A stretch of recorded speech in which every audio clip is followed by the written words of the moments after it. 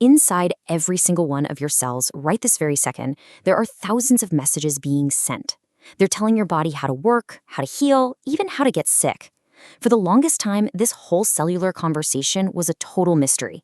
But today, we're going to pull back the curtain and show you how scientists finally learned to listen in. Okay, so let's just jump right into the big puzzle. We've all heard it. DNA is the blueprint for life, right? It's got the instructions for everything, from the color of your eyes to how your immune system works. But here's the thing, that blueprint is absolutely massive. So how on earth does a tiny little skin cell know it's supposed to be a skin cell and not, a brain cell? To get to the bottom of that, we have to start with the master blueprint itself. I want you to think about your genetic code not as just some long string of letters, but as this huge, incredible library, the library of you.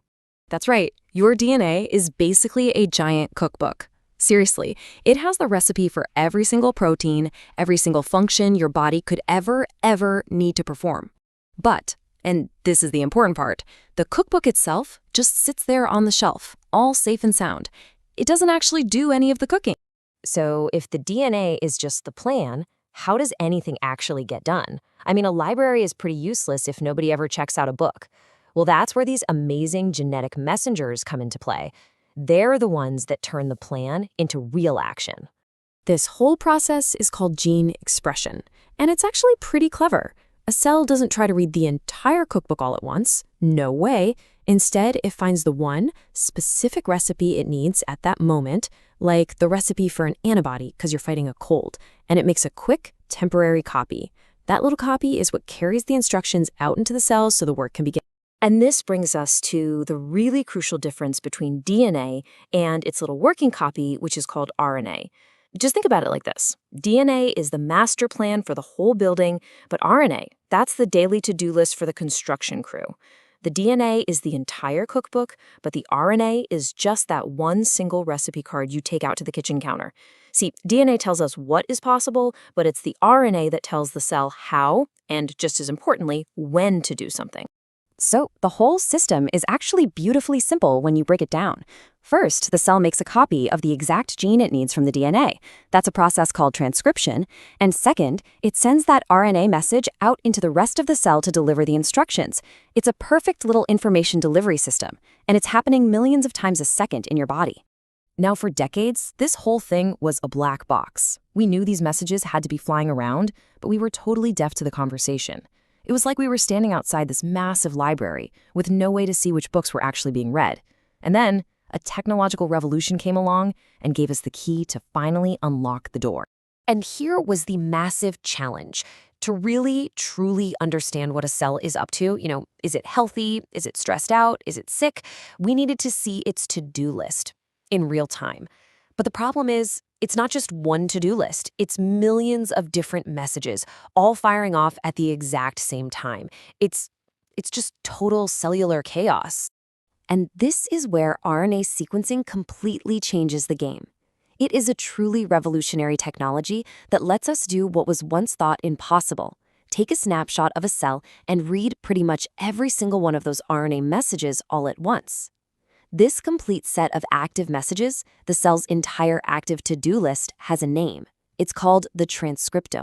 I love this analogy because it just perfectly captures the scale of this thing. Imagine trying to figure out what 1,000 different chefs are all cooking at the same time just by looking at their big cookbooks on the shelf. You couldn't do it, right? It's impossible. But with RNA sequencing, it's like you can instantly see every single recipe card they're actually using at that exact moment.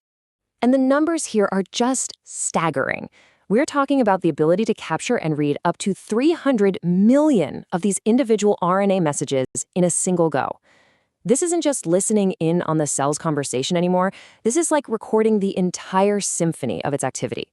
Okay, so we can read the messages. That's an incredible feat of engineering, for sure. But so what? What does it actually mean for you and me? Well, this is where the story goes from being cool science to being a flat-out revolution in medicine and our understanding of life itself. So here's the bottom line. DNA tells us what a cell could do. The transcriptome, all that RNA, tells us what a cell is doing right now. We can actually see the tiny little changes in the messages that signal a cell is starting to turn cancerous, long before a tumor ever forms. We can see exactly what strategy a cell is using to fight off a virus. It's a real-time diagnostic tool at the most fundamental level imaginable. And the applications? Well, they're enormous. We're talking about detecting diseases earlier than ever before, designing personalized medicines by seeing exactly which recipes a patient's tumor is using to grow, and even discovering new drugs by seeing how they change a cell's to-do list. It is a complete game changer across the board.